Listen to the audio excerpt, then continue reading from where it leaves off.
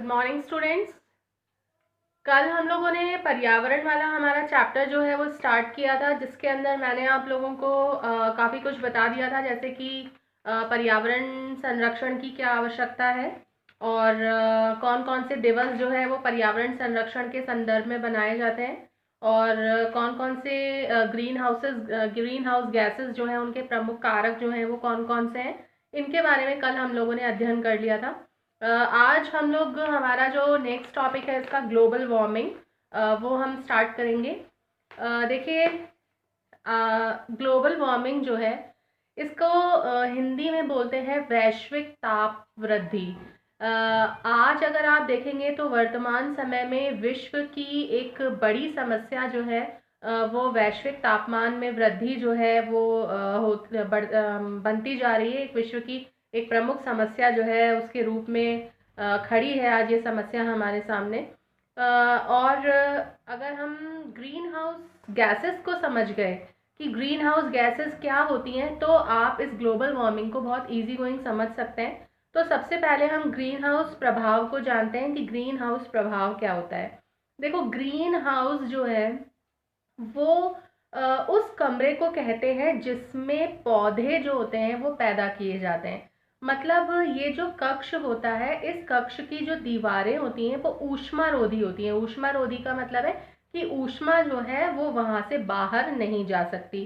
तो ऊष्मारोधी जो पदार्थ होते हैं उनकी दीवारें बनी हुई होती हैं, और जो छत होती है उस कमरे की वो ऐसे कांच की दीवार से बनी होती है जिसमें सूर्य का प्रकाश जो है या ऊर्जा जो है वो पौध घर के अंदर प्रवेश कर जाए। मतलब कि ऊर्जा जो है वो प्रवेश तो कर सकती है लेकिन बाहर नहीं निकल सकती उससे। अब जब ऊष्मा जो है वो कक्ष के अंदर प्रवेश कर जाएगी और बाहर नहीं निकल पाएगी, तो ऐसी स्थिति में चाहे शीत ऋतु हो या कितनी भी ठंड क्यों ना हो, उस कमरे का जो तापमान है वो अधिक ही रहता है।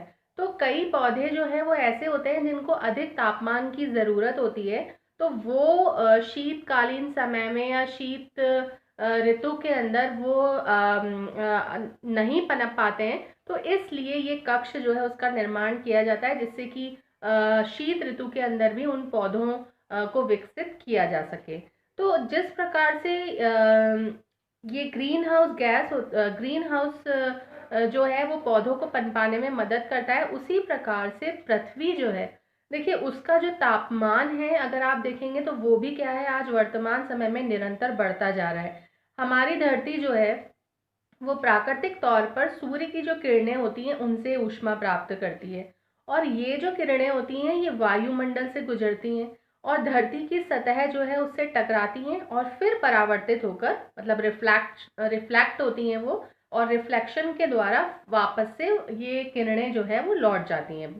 अब धरती का वायुमंडल जो है वो कई गैसों से मिलकर के बना है, ये आप लोगों ने छोटी क्लासेस के अंदर भी पढ़ा था। तो बहुत सारी गैसेस से मिलकर के बना है, और इनमें से जो अधिकांश गैसेस होती हैं वो धरती के ऊपर एक प्राकृतिक आवरण सा बना लेती हैं, और ये आवरण जो होता है ये लौटती हुई जो किरणें होती हैं उनके एक हिस्से को उसी तरह से रोक लेता है।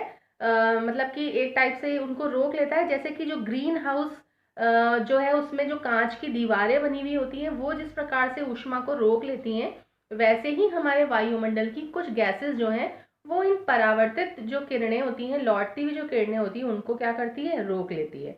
तो इससे क्या होता है, वायुमंडल जो है उसमें जो तापमान है वो बढ़ता जाता है, और इसीलिए ग्रीन हाउस से इसकी तुलना जो है वो की जाती है, क्योंकि पृथ्वी से परावर्तित सौर किरणों के लिए जो ये प्रदूषणकारी वायुमंडलीय गैसें हैं ये ऊष्मारोधी दीवारों की तरह ही भूमिका निभाती हैं। ये गैसेस जो है ये भी उन प्रदूषणकारी किरणों को रोक लेती हैं, जिस प्रकार से जो दीवार थी वो किरण, जो कांच की जो दीवार बनी होती है वो जिस प्रकार से किरणों को रोक लेती है, वैसे ही ये गैसेस वायुमंडल के अंदर उन किरणों को रोक लेती हैं। तो इससे क्या होता है कि पृथ्वी जो है वो गर्म गैस युक्त कमरे के समान हो जाती है, पूरा पृथ्वी का तापमान बढ़ने लगता है। तो इस तरह गैसेस को ये जो गैसेस होती हैं जो कि ये कार्य कर रही हैं, तो इन गैसेस को ग्रीन हाउस गैसेस जो है उनके नाम से जाना जाता है। अब इनमें कुछ प्रमुख गैसेस जो हैं वो हैं, जैसे आपके कार्बन डाइऑक्साइड है, मीथेन है, नाइट्रोजन ऑक्साइड है, क्लोरोफ्लोरो कार्बन है। ये जो गैसेस हैं इनका प्रभाव जो है वो पृथ्वी के तापमान को बढ़ाता है निरंतर, और इसी को ही ग्लोबल वार्मिंग कहते हैं। अब देखो ग्लोबल वार्मिंग का जो रीज़न है मेन वो क्या है। ग्लोबल वार्मिंग के लिए सबसे ज़्यादा जो जिम्मेदार है वो मनुष्य खुद है, उसकी जो गतिविधियां हैं वो हैं। आप देखते हो कि वैसे तो हम लोग खुद अगर सारे कंपैरिजन करते हैं सारे प्राणियों में, तो मनुष्य जो है उन्हीं को सबसे बुद्धिमान माना जाता है। लेकिन अगर इस रूप में अपन देखते हैं तो आज वो अपने हेरिटेज को वो खुद ही ख़त्म कर रहा है, खुद ही नुकसान पहुंचा रहा है। और मनुष्य जनित जो बहुत सी गतिविधियां हैं उनके कारण से जो कार्बन डाइऑक्साइड है, मीथेन है, नाइट्रोजन ऑक्साइड है, ये जो ग्रीन हाउसेस गैसेस हैं, ये इनकी मात्रा जो है वो बहुत ज़्यादा बढ़ती जा रही है, जिससे कि गैसेस जो है उनका एक आवरण हमारे वायुमंडल पर बढ़ता जा रहा है, घना होता जा रहा है। और ये गैसेस जो है ये सूर्य की जो परावर्तित किरणें हैं उनको रोक रही है, जिससे कि पृथ्वी का जो तापमान है वो निरंतर बढ़ता जा रहा है। साथ ही साथ जो वाहन है, हवाई जहाज है, बिजली बनाने वाले जो संयंत्र हैं, उद्योग हैं, इनसे भी आप देखते हैं अंधाधुंध जो है गैसीय उत्सर्जन हो रहा है। और इस वजह से भी कार्बन डाइऑक्साइड जो है उसकी मात्रा जो है उसमें बहुत ज़्यादा बढ़ोतरी होती जा रही है। साथ ही साथ जंगल जो है उनकी बड़ी संख्या का विनाश हो रहा है। हम अपने मानव जो है वो अपने निहित स्वार्थों के लिए जंगलों को, वनों को काट रहा है। और जंगल जो है वो क्या करते हैं, कार्बन डाइऑक्साइड की जो मात्रा होती है उसको नियंत्रित करते हैं। लेकिन इनकी कटाई होने के कारण से क्या हो रहा है कि ये जो इन गैसों पर जो नियंत्रण था वो भी आज छूटता जा रहा है। और इसकी एक जो अन्य इसका एक रीज़न है वो ये है कि CFC है जो कि हमारे रेफ्रिजरेटर से और जो अग्निशामक यंत्र हैं उनमें प्रयोग में ली जाती है। और ये गैस जो है ये धरती के ऊपर बना जो प्राकृतिक आवरण है, जो हमारे ओजोन परत है, उसको ये नष्ट करती है। देखो ओजोन परत जो है वो सूर्य की पराबैंगनी किरणें जो है, खतरनाक किरणें जो है उनको पृथ्वी पर आने से रोकती है। लेकिन इन किरणों के कारण से वैज्ञानिक जो है उनका ये मानना है कि ये जो गैसेस हैं या इतना जो ग्रीन हाउस गैसों का जो प्रभाव बढ़ता जा रहा है, इसके कारण से हमारे वैज्ञानिकों का ये मानना है कि जो ओजोन परत है उसमें एक बड़ा छिद्र हो गया है, जिससे कि जो अल्ट्रा वायलेट किरणें हैं या रेज हैं, जो पराबैंगनी किरणें हैं सूर्य की, वो सीधे धरती पर पहुंच रही हैं और धरती को लगातार गर्म कर रही हैं। तो ये जो बढ़ता हुआ जो तापमान है उसी का एक नतीजा है कि जो ध्रुवीय प्रदेश हैं हमारे उन पर जो जमी हुई बर्फ है वो वहाँ पर पिघल रही है।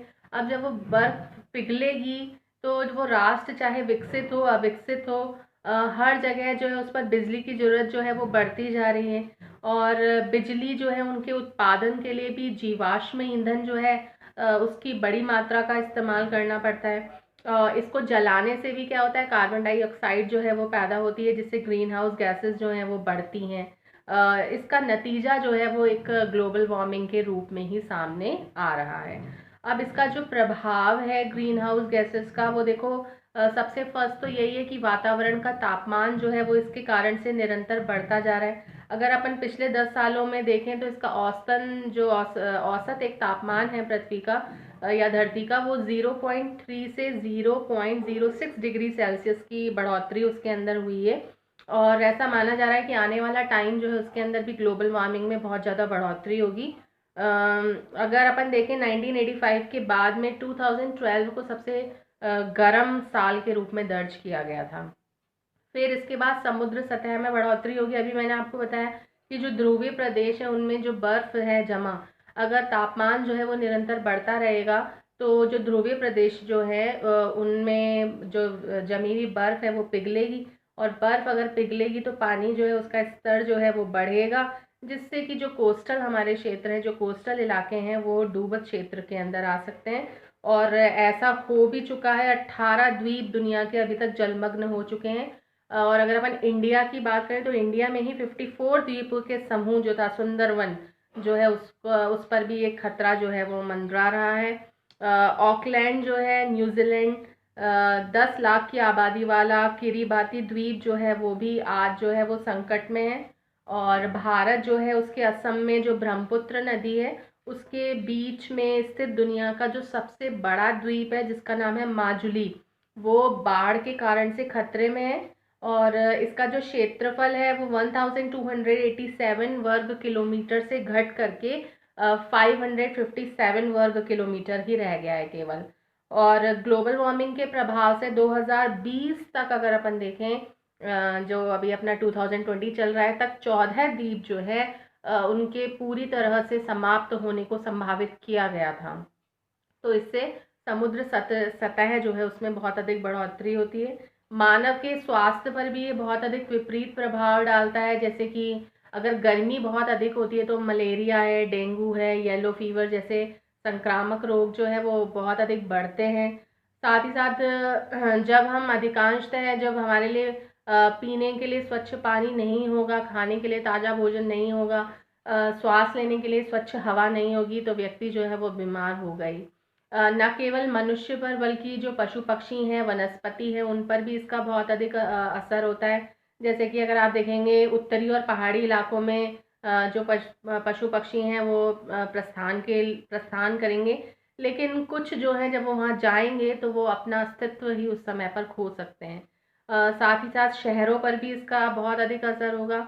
गर्मी में बहुत अधिक गर्मी पड़ेगी और सर्दी में बहुत अधिक सर्दी पड़ेगी। घर जो है अगर आप देखते हो उसमें एसी का प्रयोग जो है वो बढ़ता जा रहा है, इससे ऊर्जा जो है उसकी खपत भी अधिक होती है, बल्कि जो सीएफसी गैस जो है वो भी इससे निकलती है, जो कि ओजोन परत जो है उस पर विपरीत प्रभाव डाल रही है। तो इस प्रकार से ये ग्लोबल वार्मिंग जो है उसके कुछ प्रभाव हैं। अब इनको रोकने के लिए हम क्या कर सकते हैं? आसपास के पर्यावरण को हरा भरा रखें, कार्बनिक ईंधन को कम से कम प्रयोग में लाएं, ऊर्जा संसाधन जैसे सूर्य है, वायु है, इनका प्रयोग करें और वनों की कटाई को रोकें। तो इस प्रकार से ये आपका ग्लोबल वार्मिंग का जो टॉपिक है वो कंप्लीट। Thank you.